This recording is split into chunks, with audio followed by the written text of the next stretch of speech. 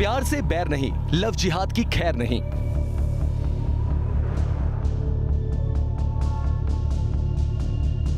UP में love जिहाद की दुकान पर ताला।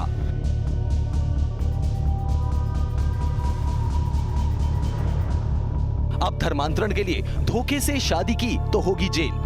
बेटियों को बहला फुसला करके लोग प्रलोभन दे करके नाम बदल करके शादी करके उनको अधर में छोड़ देते थे, इसलिए कानून लाया गया है। अब नहीं बचेंगे लव जिहादी। ये संज्ञेय हो जाएगा, गैर जमानती हो जाएगा। इसमें सहयोग करने वालों को भी सजा का प्रावधान किया गया है। यूपी के बाद बाकी राज्यों में भी कानून की तैयारी। लव जिहाद पर एक देश एक कानून की मांग। प्यार का नाम धर्मांतरण का काम अब नहीं चलेगा।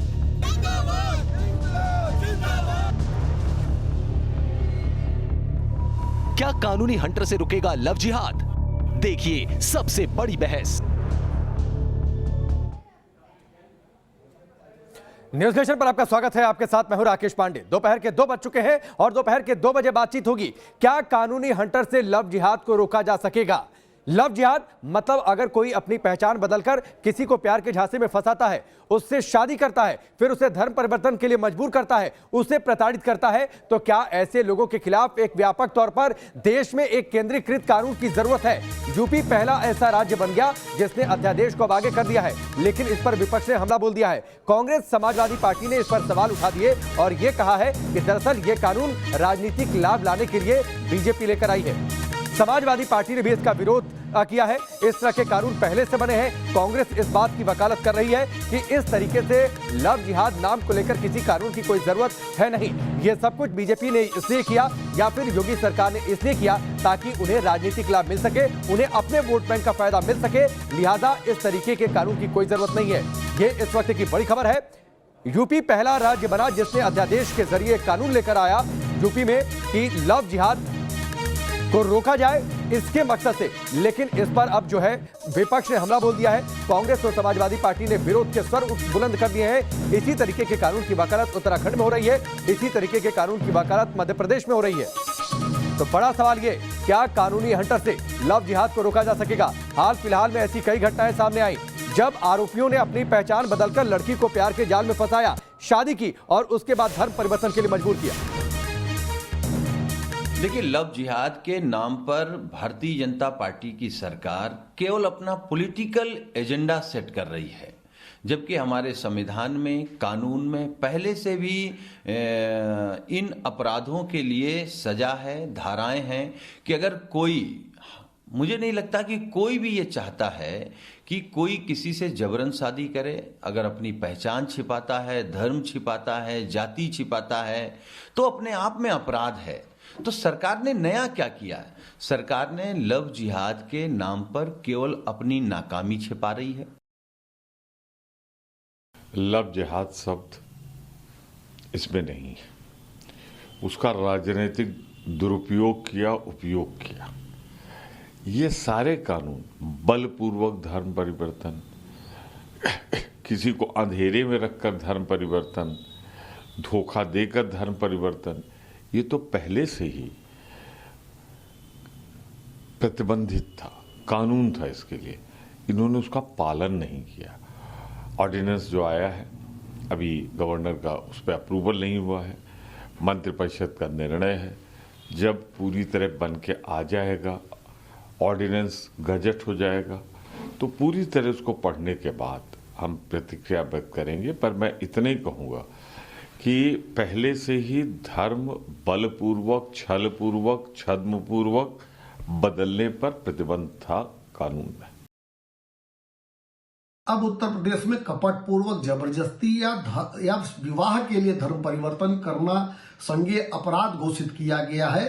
अर्थात अब ऐसे लोगों की उत्तर प्रदेश में खैर नहीं जो लव जिहाद कर रहे हैं, उत्तर प्रदेश की बहन बेटियों के सम्मान के साथ खिलवाड़ करते हैं। और अब व्यक्तियों के साथ साथ वो संस्थाएं भी दोषी मानी जाएंगी, उनके ऊपर भी कार्रवाई की जाएगी जो सामूहिक धर्म परिवर्तन विरुद्ध कराती हैं। प्यार और रिश्ते अगर विश्वास का प्रतीक है तो इसमें धोखे की गुंजाइश नहीं होनी चाहिए, लेकिन अगर इसमें धोखेबाजी की बातचीत आती है तो आखिरकार इसके लिए एक सख्त कानून की जरूरत क्यों नहीं पड़नी चाहिए, और अगर ऐसे कानून की जरूरत अगर है वाकई में तो इसका विरोध क्यों। हमारे साथ कुछ मेहमान जुड़ चुके हैं, उनसे हम चर्चा करेंगे। सबसे पहले आपका परिचय इन मेहमानों से करवा देते हैं। मुफ्ती मौलाना नदीमुद्दीन साहब हमारे साथ जुड़ चुके हैं, जो कि अध्यक्ष हैं ऑल इंडिया उलेमा काउंसिल के। अश्विनी उपाध्याय जुड़ चुके हैं, जो कि याचिका करता है।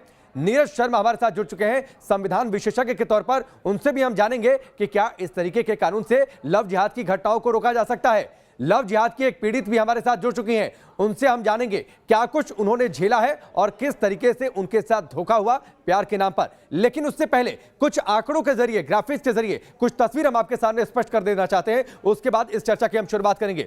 सबसे पहले आप इन मुख्य बातों पर नजर डालिए कि दरअसल जिस कानून की बातचीत सामने आई है उस कानून की बड़ी बातें क्या है। अगर जबरन विवाह के लिए धर्म परिवर्तन की बातचीत आती है तो कैद 5 साल की होगी, जुर्माना 15,000 होगा। लव जिहाद कानून के जो प्रावधान है उन प्रावधानों को आपके सामने रख रहे हैं। 7 साल की भी कैद होगी नाबालिग लड़की का अगर जबरन धर्म परिवर्तन की बातचीत सामने आती है तो। इसके साथ सामूहिक धर्म परिवर्तन की अगर बातचीत आती है सामने तो उसके लिए 10 साल कैद की सजा का प्रावधान किया गया है, जुर्माना होगा 50,000 रुपए का। तो ये लव जिहाद कानून के प्रावधान होंगे।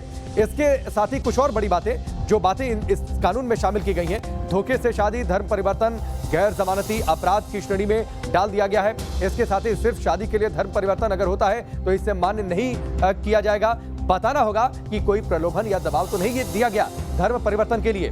धर्मांतरण वाली शादी के लिए डीएम की अनुमति जरूरी होगी, यानी पहले आपको अनुमति लेनी होगी डीएम से और उसके लिए 2 महीने पहले आपको जानकारी देनी होगी डीएम को कि आप धर्म परिवर्तन करना चाहते हैं या फिर आप शादी करना चाहते हैं। आपको पूरी वजह उनके सामने जाहिर करनी होगी। 6 महीने से 3 साल तक की सजा का प्रावधान किया गया है। लव जिहाद कानून में न्यूनतम जुर्माना 10,000 रुपए होगा, यानी कम से कम इतना जुर्माना तो भरना होगा अगर आप दोषी पाए जाते हैं तो ये सारे प्रावधान होंगे लव जिहाद कानून के, और इसके तहत तय किया जाएगा कि आखिरकार जिस पर आरोप लग रहे हैं उन आरोपों में कितना दम है। तो मेहमान हमारे साथ जुड़े हुए हैं, उन मेहमानों का हम रुख करेंगे, लेकिन सबसे पहले जो हमारे साथ पीड़िता जुड़ी हुई हैं उनका मैं रुख कर लेता हूं, ताकि जो मेहमान हमारे साथ जुड़े हैं उनके सामने कुछ बातें तो जाहिर हो जाए। सबसे पहले मैं ये चाहूंगा कि हम आपकी पहचान नहीं जाहिर कर रहे हैं, लेकिन एक बार जो पैनल पर हमारे साथ जुड़े हैं, जो न्यूज नेशन के जरिए जो लोग आपको देख रहे हैं, सुन रहे हैं, आप जरूर एक बार बताएं कि आपके साथ क्या हुआ, कैसे आपको धोखा मिला।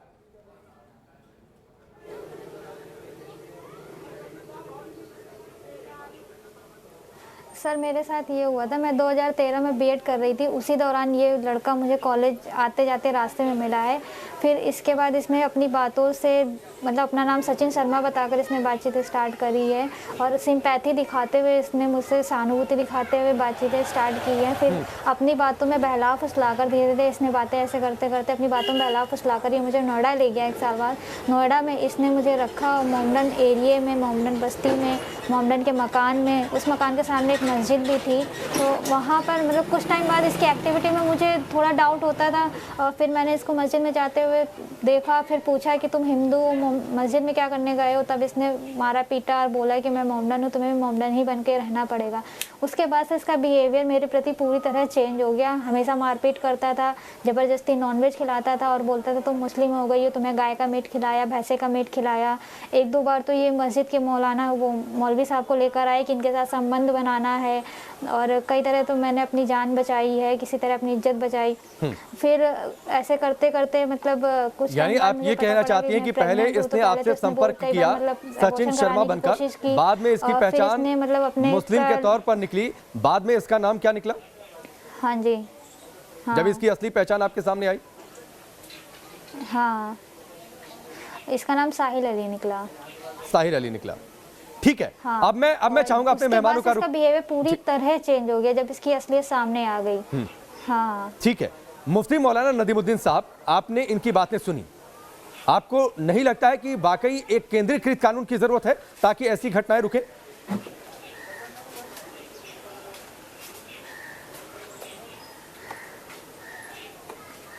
भी हुआ वो गलत हुआ और इस तरह की हरकत नहीं हुई। मगर अभी जो अध्यादेश आया है, अभी तो गवर्नर का अप्रूवल नहीं हुआ है, उस अध्यादेश में लव जिहाद का जिक्र क्यों नहीं है? अगर लव जिहाद पर अध्यादेश ला रहे थे तो उनको उस पर ऐड करना चाहिए था, एक बात। दूसरी, हमारे आईपीसी 366 आईपीसी 153, आईपीसी 193, सुनिए पहले से ही है इस तरह की हरकतों के लिए पहले से। मैं कहता हूं कि एसआईटी ने 14 मामले में यूपी में इन्वेस्टिगेशन किया, फेक पाए गए। 400 मामले में कर्नाटका पुलिस ने भी इन्वेस्टिगेशन किया, लव जिहाद नहीं। अभी हादिया के मामले में सुप्रीम कोर्ट ने कहा कि लव जिहाद नहीं। खुद किशन रेड्डी भाजपा के एमओएस कहते हैं पार्लियामेंट के अंदर कि लव जिहाद नहीं।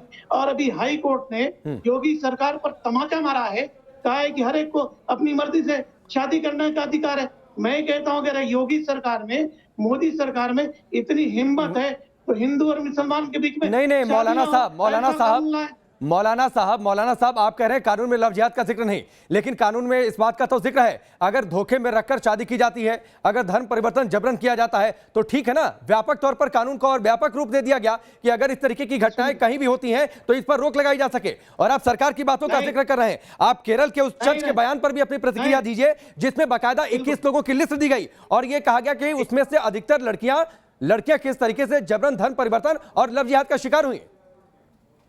केरल में तो बीजेपी की नहीं। सुनिए एनआईए की आप रिपोर्ट पढ़िए। देश में लव जिहाद सिर्फ भाजपा का षड्यंत्र है, भाजपा के पागल दिमाग का पैदावार है। इस देश के अंदर लव जिहाद नहीं है। नहीं फिर सचिन जो बाद में साहिर निकलता है, नहीं मौलाना साहब फिर ये भी जवाब दे दीजिए। सचिन जो बाद में साहिर निकल जाता है, अमित गुर्जर जो बाद में शमशाद निकल जाता है, साहिल सिंह जो बाद में साहिल खान निकल जाता है, राहुल जो बाद में रफीक निकल जाता है, ऐसी घटनाओं पर आप लोग खुलकर सामने क्यों नहीं आते? ये सब मनगढ़ंत कहानियां नहीं मनगढ़ंत कहानियां नहीं है, अलग अलग जगहों पर एफआईआर दर्ज हुई है इसमें। गलत, ये होता ही नहीं होता है। मैं कहता हूं आपको, फिर नुसरत ने एक हिंदू से शादी किया, रामलाल की भतीजी ने एक मुसलमान नहीं तो छिपा कर नहीं किया ना, छिपा कर नहीं किया ना। ऐसा नहीं है ना कि बाद में कोई और पहचान दी, बाद में पहचान बदल ली। अश्विनी उपाध्याय आपको जवाब देंगे इसका, ठीक है सुनिए ना। नहीं एक मिनट, अश्विनी उपाध्याय जवाब दीजिए। इक्का दुक्का अगर कहीं वाकया होता राजेश जी तो एक चीज मैं बताऊं, इक्का दुक्का वाकयात को जिस तरीके से उछल कूद मची हुई है पिछले 2 दिन के अंदर, जिस तरीके से ये लोग 5 फीट जमीन से 5 फीट ऊपर उछल रहे हैं, उससे ये पता चल गया है कि वास्तव में लव जिहाद बहुत गंभीरता के साथ था। अभी तक हम लोगों को समझ में आ रहा था लव जिहाद है, लेकिन जिस तरीके से ये मुल्ला मौलाना कटमुल्ला और सेकुलर जमात उछल रही तेजी के साथ, उससे ये पता चल रहा है कि जो तीर है बिल्कुल सही निशाने पे लगा है, अब इनकी चलने वाली नहीं है। जहां तक दुनिया भर की बात कह रहे हैं, ये इंडियन पिनल कोड में सुन लीजिए प्लीज, ये लव जिहाद कोरोना से भी ज्यादा खतरनाक है। ये लव जिहाद कोरोना से भी ज्यादा खतरनाक है, मैं बता रहा हूं आपको।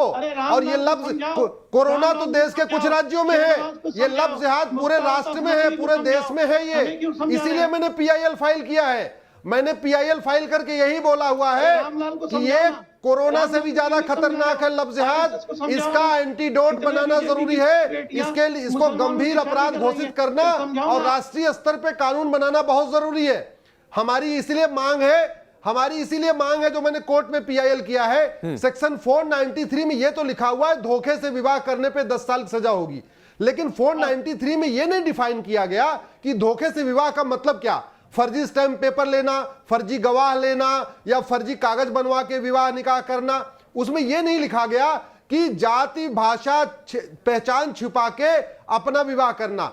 सेक्शन 493 में अमेंडमेंट करना जरूरी है। आईपीसी ऑलरेडी रिव्यू की जा रही है। अश्विनी उपाध्याय एक बात बता दीजिए, दिया हुआ है। अश्विनी उपाध्याय एक बात बता दीजिए, क्या इस तरीके का प्रावधान हो जाएगा, एक कानून बन जाएगा? आप 493 का जिक्र कर रहे हैं, उसमें से पहले से यह है कि अगर कोई धोखे से शादी करता है तो उसको 10 साल तक की सजा हो जाएगी। तो धोखे से शादी मतलब धोखे से पहचान छिपाकर शादी करना भी तो उसी परिभाषा में आ गया ना, फिर एक अलग कानून की जरूरत क्या? और मौलाना साहब ने एक बात तो ठीक कही, फरवरी में केंद्र सरकार की ओर से यह कहा जाता है, जी किशन रेड्डी कहते हैं कि किसी भी केंद्रीय एजेंसी ने आज तक कोई ऐसा मामला रिपोर्ट नहीं किया जिसमें लव जिहाद की बातचीत सामने आ जाए। बिल्कुल ठीक। मुझे राकेश जी 1 मिनट टाइम दीजिए, मैं एकदम क्लियर कर देता हूं। देखिए, गृह मंत्रालय जो बयान देता है वो एनसीआरबी के डाटा पे देता है। एनसीआरबी का जो डाटा होता है वो थाने से उठाया जाता है और थाने में वही चीज रिकॉर्ड होती है जो ऑलरेडी आईपीसी में डिफाइन हो। ये लव जिहाद यानी साम दाम दंड भेद द्वारा विवाह निकाह यानी मैरिज बाई हुक और बाई क्रुक, ये डिफाइन नहीं है। इसीलिए मैं कह रहा हूं सेक्शन 493 में एक 493A जोड़ने की जरूरत है। और लव जिहाद और धर्मांतरण ये एक ही सिक्के के 2 पहलू हैं। आदमी शादी करे या केवल धर्मांतरण कराए, क्योंकि धर्मांतरण बहुत सारी मिशनरीज भी कराती हैं, वो शादी नहीं करती हैं। तो एक तो हुआ लव जिहाद, जहां आपने धर्मांतरण करा दिया शादी करने के लिए फर्जी धोखा विवाह के करके। दूसरा है केवल धर्मांतरण, दलितों का धर्मांतरण, गरीबों का धर्मांतरण। दोनों में इस राष्ट्रीय स्तर पे कानून की जरूरत है। मैंने यही PIL फाइल किया है। ऑलरेडी सेक्शन 493 है, उसी में 493A या सब क्लॉज ए जोड़ दिया जाए या 493A जोड़ दिया जाए। जैसे दहेज के लिए क्या हुआ, 498 पहले था, 498 मैं आता हूं, मुझे लगता है अश्विनी जी मैं आपके पास आता हूं, 493 है। अश्विनी जी मैं आपके पास आता हूं। मुझे लगता है मुझे नीरज शर्मा का रुख कर लेना चाहिए, जो कि संविधान विशेषज्ञ के तौर पर हमारे साथ जुड़े हैं। नीरज जी, एक पहला सवाल तो यही, इसको लेकर हंगामा काफी हो रहा है। सीधे से सवाल यह है कि क्या इस तरीके के कानून से लव जिहाद रुक जाएगा?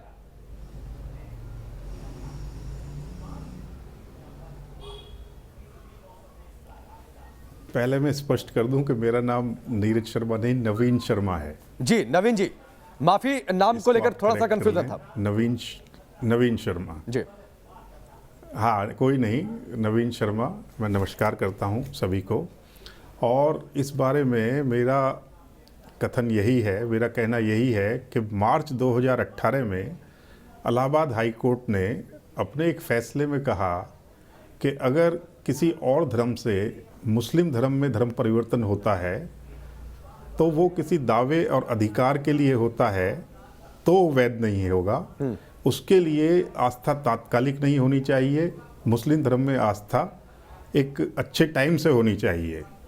उस फैसले पर ही माननीय उच्चतम न्यायालय ने, माननीय सुप्रीम कोर्ट ने मोहर लगाई लिली थॉमस नामक वाद में, जिसमें माननीय उच्चतम न्यायालय ने यह व्यवस्था दी कि सिर्फ शादी के लिए किया गया धर्म परिवर्तन या तात्कालिक धर्म परिवर्तन अगर किया गया है तो ऐसी शादी वैध नहीं होगी। मुस्लिम धर्म में आस्था एक लंबे समय से होनी चाहिए। लेकिन साथ के साथ सुप्रीम कोर्ट ने ऐसी भी व्यवस्था दी है, मार्च 2018 में केरल हाई कोर्ट ने एक इंटरकास्ट मैरिज को अवैध करार दे दिया था, वॉइड डिक्लेयर कर दिया था। तो सुप्रीम कोर्ट ने यह होल्ड किया, केरल हाई कोर्ट के फैसले को अपसेट करते हुए ये कहा कि दो बालिग किसी भी धर्म के हों, उन्हें अपना जीवन साथी चुनने का अधिकार है। नहीं, लेकिन समस्या तब होती है नवीन जी, समस्या तब होती है जब आप अपनी पहचान छिपाकर किसी से शादी करते हैं और शादी के बाद आपकी पहचान कुछ और निकलती है। जी मैं उसी पर मैं एक उसी बात पर आ रहा हूँ। जहाँ तक अभी एक राज्य सरकार द्वारा कानून अध्यादेश लाने की बात है और आगे कानून बनाने की बात है, तो हमारे संविधान में 3 सूचियाँ हैं।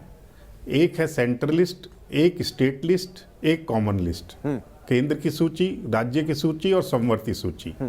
तो अगर किसी राज्य सरकार के संज्ञान में कुछ ऐसे मामले आते हैं कि जहाँ पर अपनी पहचान छुपाकर, नाम बदलकर किसी को उकसाया गया हो, फुसलाया गया हो और उससे उसी आधार पर, क्योंकि आजकल टेक्नोलॉजी का जमाना है, लोग अपने प्रोफाइल बनाकर अपना नाम बदलकर इस तरह से शादियां कर लेते हैं। ठीक है, तो वो गलत है। उसके ऊपर राज्य सरकार को पूरा हक है कि वो ऐसे कानून बना सके, एक्शन ले। ठीक है, ये सवाल अपनी जगह, आगे हम आपसे इस पर बातचीत करते रहेंगे कि क्या धोखाधड़ी से अगर शादी होती है तो इसको रोकने के लिए पहले से कोई कानून है या फिर नहीं है, या फिर वाकई लव जिहाद के खिलाफ किसी ठोस कानून की जरूरत है केंद्रीय स्तर पर। इस पर मैं आगे चर्चा करूंगा, लेकिन एक बार फिर जो पीड़िता हमारे साथ जुड़ी है उनका मैं रुख करूंगा। और मौलाना साहब थोड़ा ध्यान से सुनिएगा और समझने की कोशिश करिएगा इनके दर्द को, जो उन्होंने उस तथाकथित सचिन शर्मा, जो कि बाद में साहिल निकलता है, उसके साथ रहकर झेला। एक बार मैं चाहूंगा मौलाना साहब को अपनी आप बीती जरूर सुनाएं।